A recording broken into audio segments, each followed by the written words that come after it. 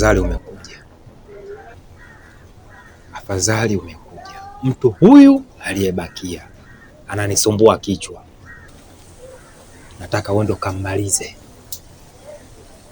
Tumeelewana?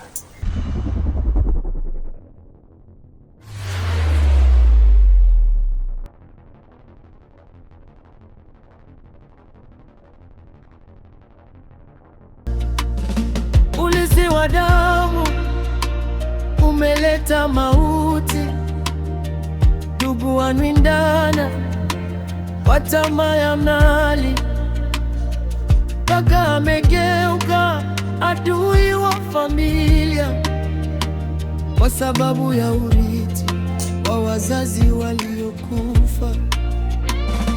Ulizi wa damu, hakuna tena huruma. Anayetaka haki anaonekana mchawi. Damu moja imekuwa laana, damu moja imekuwa laana. Wewe nini? Ngoja nini? Ngoja, unajua nini? Mimi mke wangu nampenda, au sio? Na nataka nikuchane live. Nataka nikuchane live. You know? Mimi nakuchana live wewe. Mwambie achana na maisha ya mke wangu mimi. Sawa? Nataka ulisi Ndio. Sikiliza, wewe umwambie mimi yule mwanamke nampenda. Umenisikia? Umenielewa? Umwambie nitakufa na yeye. Hawezi niletea ujinga mimi. Sawa? Nyie si wachawi. Nyie si wachawi. Nitawaonyesha. Ole wako usimwambie. Mimi nitakufa na kupona kwa ajili yenu. Mbwa kubwa nyie, wachawi wakubwa nyie. Niacheni mimi niende bana. Niacheni niende. Nini?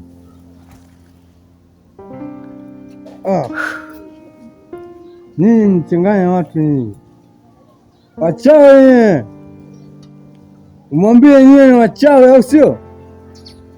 Bafu kabisa.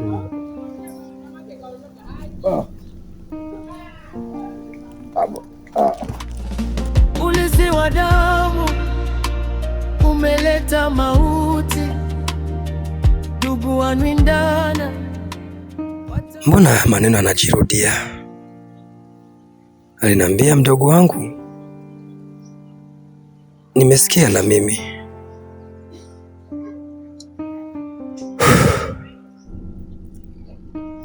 Hapa nisipokuwa makini naweza nikampoteza mama yangu.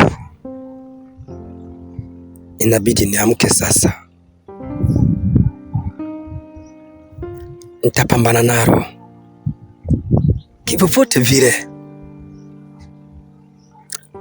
Sitakubali kushindwa. Ulizi wa damu umeleta mauti, ndugu wanwindana kwa tamaa ya mali, mpaka amegeuka adui wa familia kwa sababu ya urithi wa wazazi waliokufa. Bwana vipi ndugu yangu? Shwari? Shwari kabisa. Bwana. Inaonekana ile swali uloniambia ni kweli. Kwani umejua chochote? Nimekutana na shemeji. Kalewa ntira lila. Ila maneno aliyoyaongea ndio ameniacha hoi.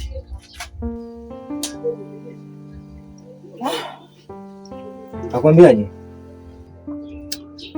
Kasema nimwambie kamkubwa aachane na mke wake, la sivyo atatuangamiza ukoo wote.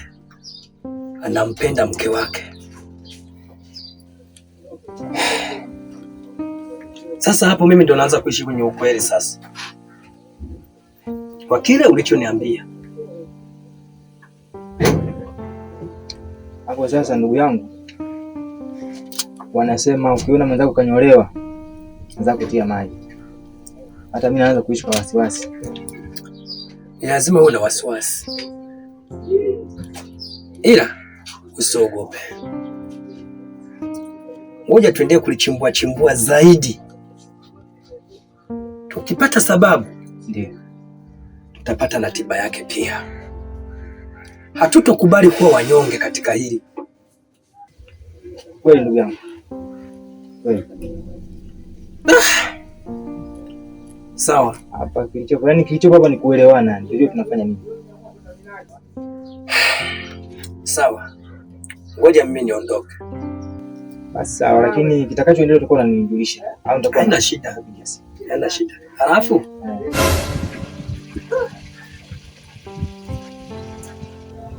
shoga yangu nimekutia twende vikoba, mida ndio hiyo.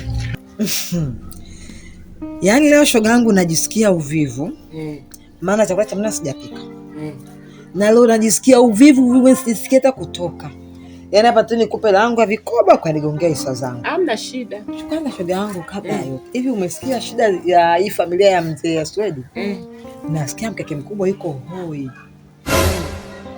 Anauma yani hoi, tia maji. Wale wa kesho.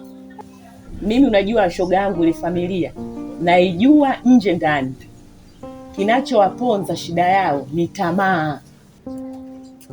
Unaijuaje kama una udugu nao au jamaa? Kama unavyonijua mimi shoga yangu. Pesa ikija uaga siachi. Ndugu yangu, hela zingine ni za moto. Zitakuja kutokea puani. Sio kila pesa inaliwa. Pesa zingine za moto. Wewe naye utakuta matatizo wewe.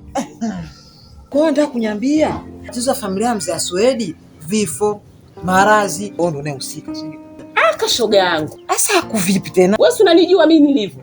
Hata wewe mwenyewe nikikuangalia hapo, naweza nikajua matatizo yako yote. Shoga yangu ishe hapo mama.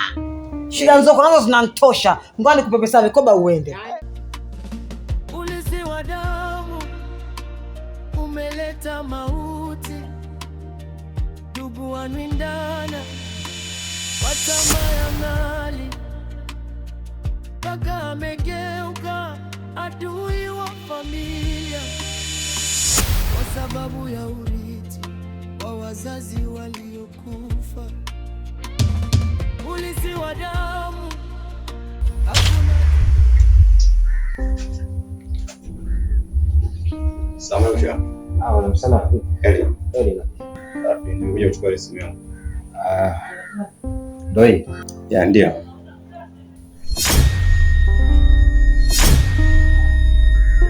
Hapo tumemalizana. Sawa. Nashukuru.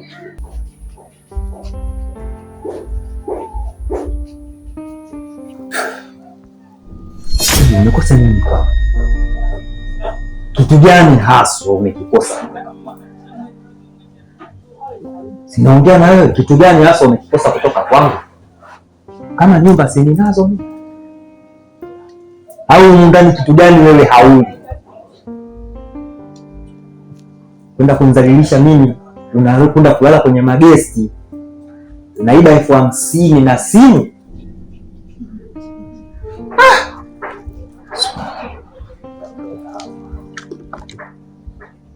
Kitu gani umekosa kwangu?